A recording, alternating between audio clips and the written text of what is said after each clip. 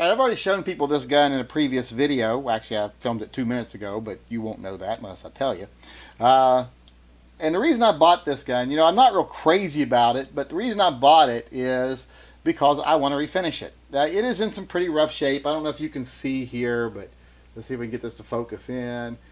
There's a lot of marring on the top of the gun. I don't know if it shows up on camera very well. The side is pretty scratched up. You can see lots of scratching on the sides of the gun and through here and stuff.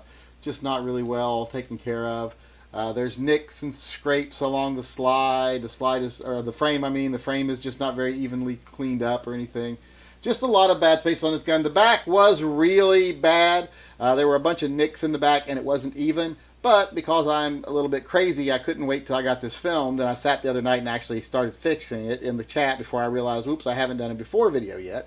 So I've gotten the nicks out and flattened up the back of the slide a little bit already. But there's still plenty on this gun I need to fix yet. It's still not in the greatest of shape. So it's not mechanical work. It's just cosmetic work.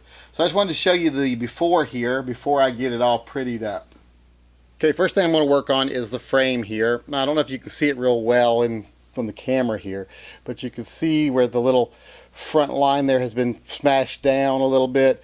We'll try to put that line back, but if I can't get it back, I might just have to diamond off this edge too to make them match. But I'm going to try to get that back. There's lots of, I don't know if you can see this very well or not either.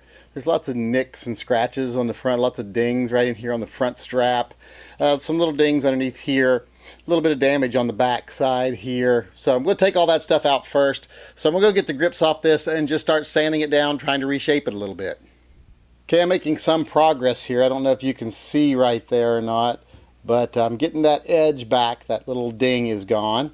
Getting the dings out of the back strap here. Still a couple little dings in there, little nicks and stuff I need to get out. But got working on the front strap here. Got most of it out, but you can see there's some little dings there that are pretty deep, some pretty deep scratches. I'm going to have to work a little bit more on those. But it's coming along, so not too much longer and I'll have this part done, ready to strip down and bead blast. Just a quick little tip here. There's some places in the little curvature right here that are some little spots. Now they're not pitting or anything. They're just from where the metal was formed and there's little spots there. Now it can be finished out, but it's real hard to sand these little areas. Just want to give you a little tip. Wrap your sandpaper around a ballpoint pen or something and just rub it back and forth through the little rounded area, and it keeps you from really screwing up the curvature, and it makes it a lot easier and you'll be able to take those marks out a lot quicker.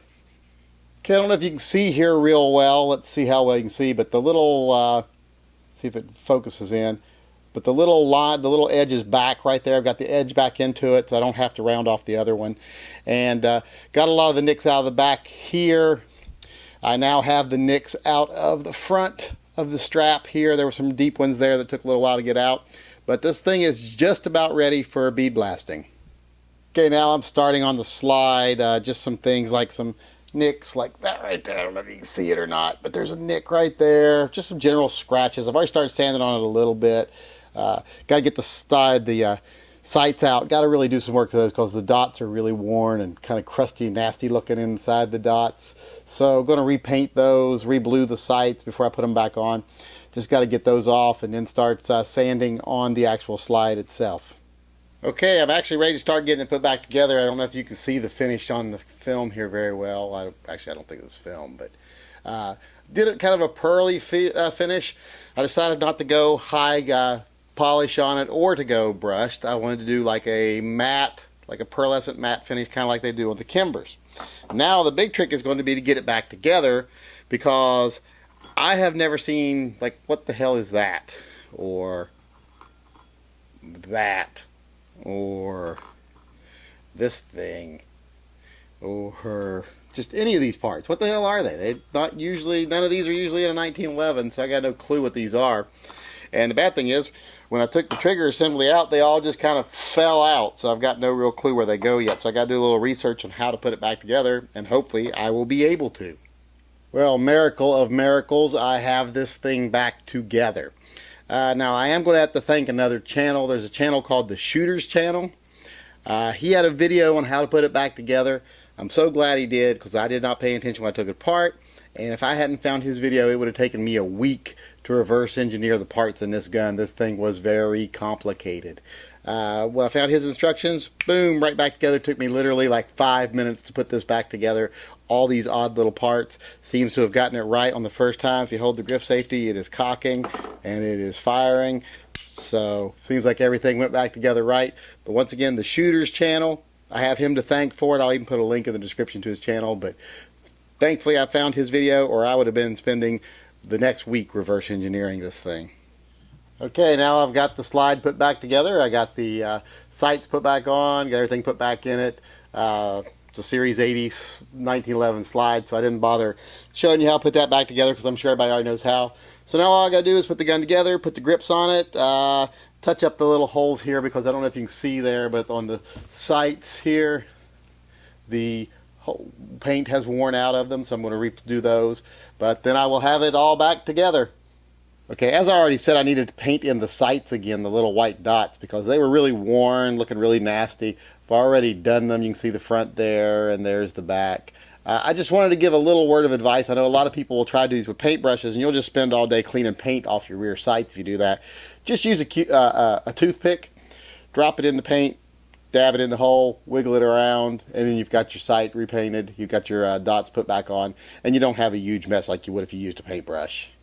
Okay, I'm just about done. I can only think of one more thing I want to do here right now, and that is I want to polish up this barrel at the end here and in the parts you see here, because I went with a satin finish, which is really nice and elegant, but doesn't have any real bling.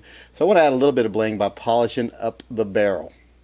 And here you have the finished product. Basically what I've done is gone through, evened out the steel everywhere, taken out all the nicks and scratches, but not just taking out nicks and scratches. I've also taken out places like where the steel was uneven, like it wasn't finished perfectly, all the tool marks weren't removed, and it wasn't perfectly rounded. Fixed all those areas. You really notice them once you put a finish on there that has a little more shine to it like this. So did all of that, polished up the barrel, made sure all the internals were cleaned and everything was perfect inside. Reblued the sights, put the dots back in them. So the gun is finished now.